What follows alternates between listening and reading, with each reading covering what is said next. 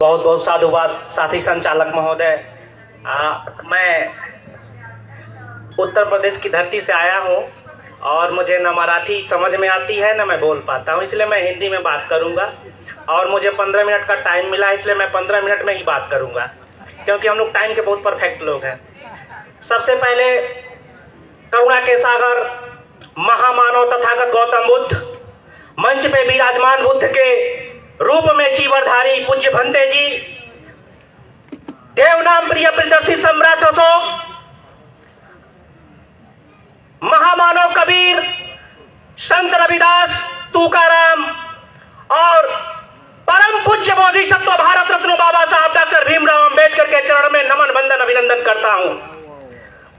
साथियों, यहां पे आने का मुझे तीसरी बार मौका मिला है और मैं इस कार्यक्रम के आयोजकों को बहुत तहे दिल से धन्यवाद देना चाहता हूं, खास करके भीमपुत्र टेक्सास दादा गायकवाड़ जी का और हुगलेश चालवादी जी का, जिन लोगों ने हमें यहां बुलाने का काम किया है।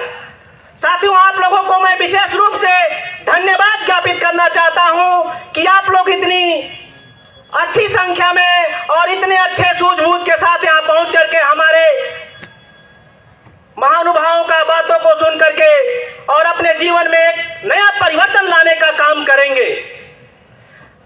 साथियों, मैं बिना किसी भूमिका का सीधे बात करना चाहूंगा। आंधियां चलने लगी, अब ज्वार को पैदा करो।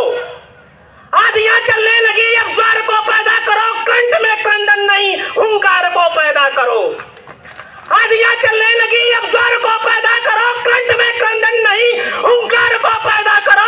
और सज रही है रण में कुरुक्षेत्र वाली भूमिका। ऐ बहुजनों, अपने जुबान में जय भीम को पैदा करो, जय भीम को पैदा करो।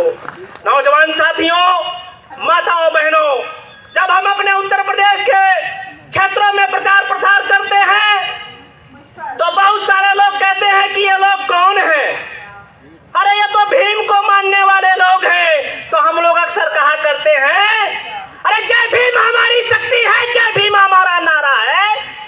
जय भीम हमारी शक्ति है, जय भीम हमारा नारा है। और जय भीम हमारा जीना है, जय भीम हमारा मरना है। अरे हम उस भीम के औलाद हैं जिन्होंने लंदन के पार्लियामेंट को हिलाने का काम किया था। हम उस बाबा साहब की औलादे हैं जिन्होंने इस देश को चलाने के लिए एक संविधान दिया था। अरे हमको कहते हो कि हम कौन हैं? नौजवान साथियों, बाबा साहब ने कहा था, ऐ मेरे बहुजन समाज के लोगों, बड़ी मुसीबत और परेशानियों को झेलते हुए इस कारवां को यहां तक लाया हूं। अगर मेरे कारवां को आगे नहीं ले जा सकना तो पीछे मत हटने देना। और उस कारवां को हमारे भीमपुत्र टेक्सास गायकवाड़ चालवादी सौर और आप जैसे लोगों ने बाबा साहब के कारवां को पीछे नहीं हटने दिया और जहां तक आगे ही ले जाने का काम कर रहे हैं।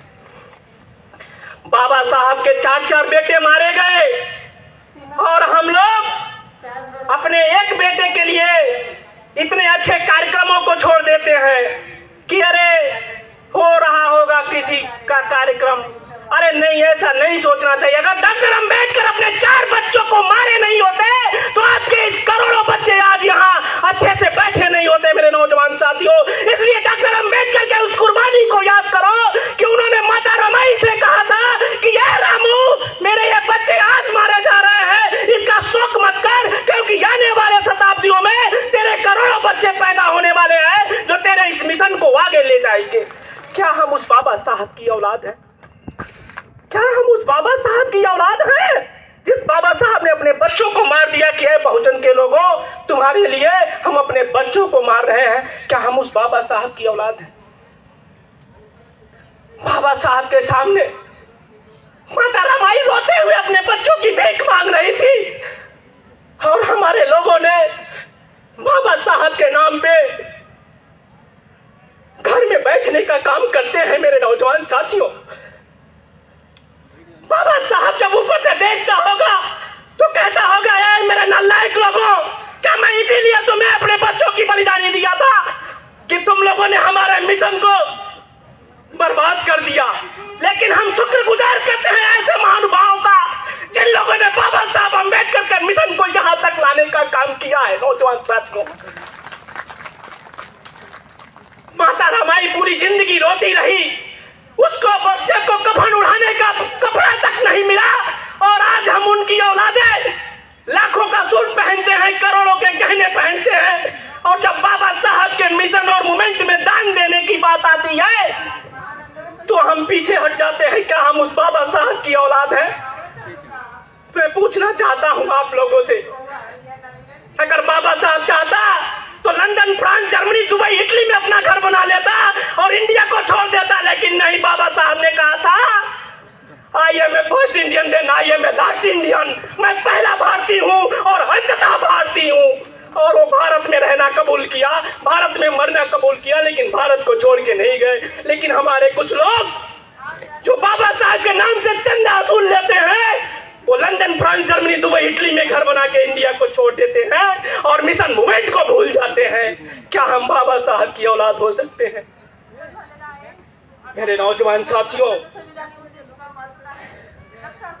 हम आपसे पूछने आए हैं, हम आपको बताने भी आए हैं, ये पूना की धरती जिस पे बाबा साहब अम्बेडकर ने पूना पैक किया था, नर्मदा जेल में गया था देखने, आप लोगों को धन्य हो कि इस धरती पे जन्म लिए हो। अभी हमारे डॉक्टर साहब कह रहे थे कि ये ज्वाला भूमि है, वाकई में ये ज्वाला भूमि है जहाँ पे बाबा साहब के हाथों का रखा हुआ तथागत गौतम बुद्ध की प्रतिमा है। अरे आप लोग धन्य हो मेरे भाइयों, बाबा साहब हमारे वहां पैदा नहीं हुआ।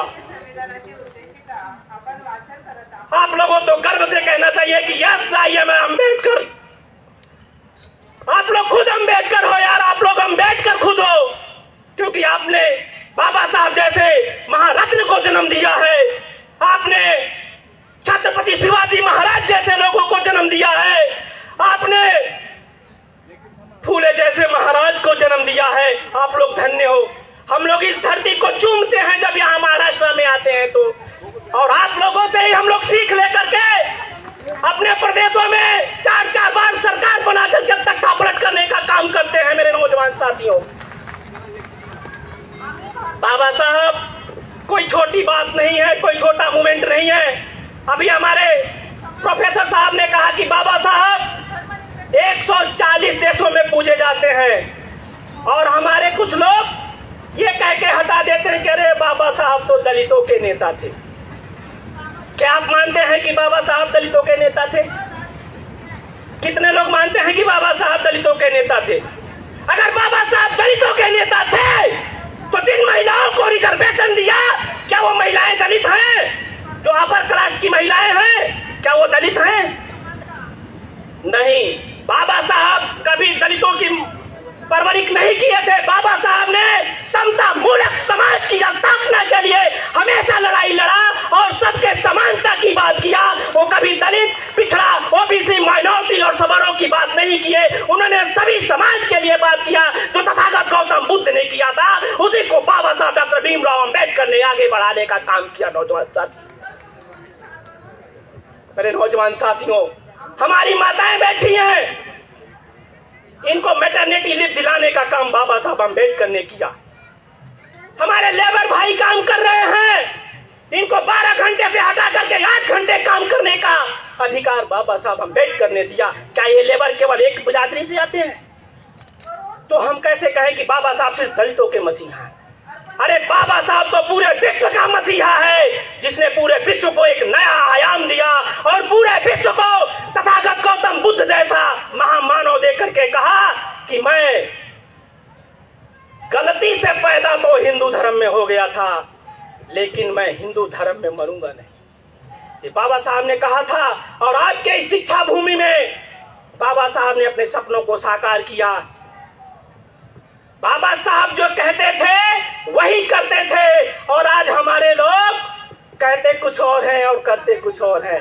इसलिए मेरे नौजवान साथियों, मुझे आप लोगों से अनुरोध है कि अगर बाबा साहब के सच्चे अनुयायी हो, बाबा साहब के अगर सच्ची औलादे हो, तो बाबा साहब के उन बताए हुए पद चिन्हों पे चलिए जिसपे बाबा साहब ने अपने समाज को ले जाने का काम किया था। मेरे नौजवान साथियों,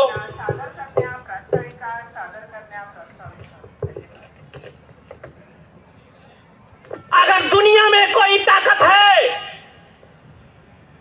और वो ताकत डरती है तो सिर्फ बाबा साहब की औलादों से डरती है कि अरे भाई, अगर बाबा साहब के औलादों से हम टकरा गए तो ये हमें फूकेगा ही नहीं बल्कि जला के उड़ा देगा। उस बाबा साहब की औलादे हो आप लोग। मैं आपसे बताना चाहता हूं कि जब कभी आपसे कोई टकराने का काम करे तो उनसे कह देना, अरे उनसे कह दो कि रंजो गम पैदा ना करे और चमन से चले तो फूलों को रौदा ना करे, और कह दो अदालत के गुजरे उन गवाहों से, झूठ तो बोले मगर लूट का सौदा ना करे, झूठ तो बोले मगर लूट का सौदा ना करे। ये सौदेबाज जो लूट का सौदा करते हैं वो जानते नहीं कि हम अंबेडकर फूले की औलाद हैं।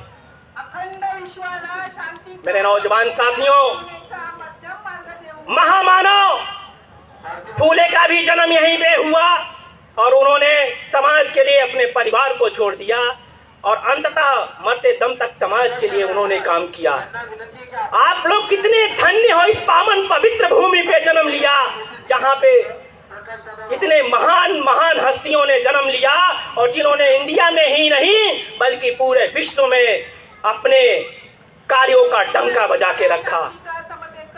हमें फक्र होता है जब कभी हम लोग उधर से आते हैं तो सोचते हैं कहाँ हमारे महापुरुषों ने जन्म लिया, कहाँ पे उन्होंने स्पीच दिया, कहाँ पे पहली बार गए। हम लोग उसको देखते हैं और एब्जॉर्ब करके उसको कैच करके लाके अपने लोगों को दिखाते हैं कि देखो देखो ये बाबा साहब की धरती है, देखो बाबा साहब यहाँ बैठे थे, देखो बाबा साहब ने यहाँ पे प्रतिमा रखी थी। और वहाँ के लोग सीखते हैं। अगर हम अच्छे कार्यकर्ता हैं तो हम समाज को अच्छी दिशा के तरफ ले जाने का काम करेंगे, ना कि दिशा विहीन करने का काम करेंगे। मेरे नौजवान साथियों, बहुत सारे लोग कहते हैं कि पूना पैक्ट हुआ और बाबा साहब ने गलती से पूना पैक्ट किया। मैं थोड़ा सा बता देना चाहता हूं कि बाबा साहब के सामने बहुत मजबूरियां थी। जब बाबा साहब ने आपको दोहरे मत का अधिकार दिया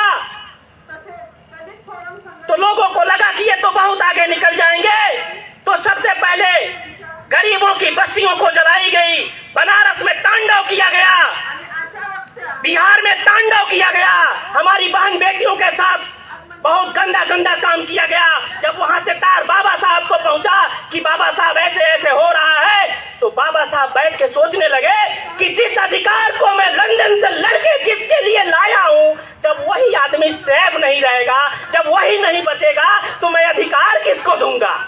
ये बाबा साहब की थिंकिंग थी। जिसके लिए मैं अधिकार लड़के लेके आया हूं, जब वही नहीं बचेगा तो मैं अधिकार दूंगा किसको।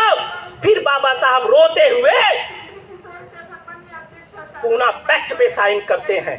वो बाबा साहब जो बाबा साहब एक तरफ कहते हैं कि तुम इस कमरे में बांध के मुझे गोलियों से छल्ली कर दो, लेकिन मैं अपने अधिकार को छोड़ूंगा नहीं। आखिर वह बाबा साहब फिर पूना पैक्ट पे सिग्नेचर करते हैं। क्यों? क्योंकि जिसके लिए वो अधिकार लेकर के आए थे, जब वही नहीं रहेगा तो फिर पूना पैक्ट का अधिकार देंगे किसको। ये बाबा साहब की दूरदर्शिता थी।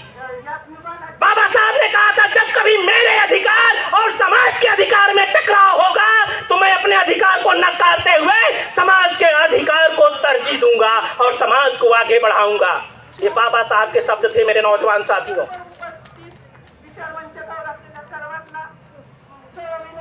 बाबा साहब, हाय रे बाबा साहब, महान, जिसको अमेरिका के लोग उगता हुआ सूरज कहते हैं, लंदन के लोग सिंबल ऑफ नॉलेज कहते हैं, और कितने दुर्भाग्य की बात है कि इंडिया के लोग दलितों के नेता कहते हैं। ये हमारा दुर्भाग्य है। अमेरिका के लोग सिंबल ऑफ नॉलेज कहते हैं, लंदन के लोग उगता हुआ सूरज कहते हैं, और जहाँ पे जन्म होता है, जहाँ पे उनके उपदेश चलते हैं, वहाँ के लोग उनको दलितों का नेता कहते हैं। तो कहीं तो हमारी कमजोरियां हैं, कहीं तो हम कमजोर हैं। इसलिए मेरे नौजवान साथियों, मेरी माताओं बहनों से मेरा हाथ जोड़ के करबद्ध निवेदन है क्योंकि ये हजारों पुरुष बैठे हैं, ठीक है, पुरुष बदलता है तो सिर्फ अपने आप को बदलता है, लेकिन जब हमारी माताएं और बहनें बदलेंगी तो पूरे परिवार को बदल देंगी। इसलिए माताओं और बहनों को बदलना जरूरी है। बाबा साहब ने महिलाओं पे बहुत कार्यक्रम किए, महिलाओं के लिए बहुत सारे सुविधाएं दिया कि अंत में चल करके हमारी महिलाएं हमारे मिशन को आगे ले जाएंगी। इसलिए नौजवान साथियों, मेरी माताओं से करबद्ध निवेदन है, हाथ जोड़ के निवेदन है कि आप लोग निकलिए। आप बहुजन शेरनी हो और बहुजन शेरनी जब दहाड़ती है तो गीदड़ों का पता नहीं चलता। इसलिए मेरी शेरनी माताओं, आप लोग करो काम को और बाबा साहब की अच्छी बेटी, अच्छी बहन होने का रिश्ता निभा दो, क्योंकि महिलाओं की बात घर के अंदर तक जाती है और पुरुषों की बात सिर्फ दरवाजे तक जाती है। इसलिए माताओं बहनों को भी निकलना जरूरी है। साथियों, मैं इन्हीं सब चीजों के साथ मैं पुनः बता देना चाहता हूं कि आप लोग इस पवित्र पावन भूमि पे जन्म लिए हो। इस पवित्र पावन भूमि के साथ साथ मैं आप लोगों को पुनः नमन करता हूं, खासकर टेक्सास गायकवाड़ दादा को और चालवादी सर को और आप सभी लोगों को मैं नमन करता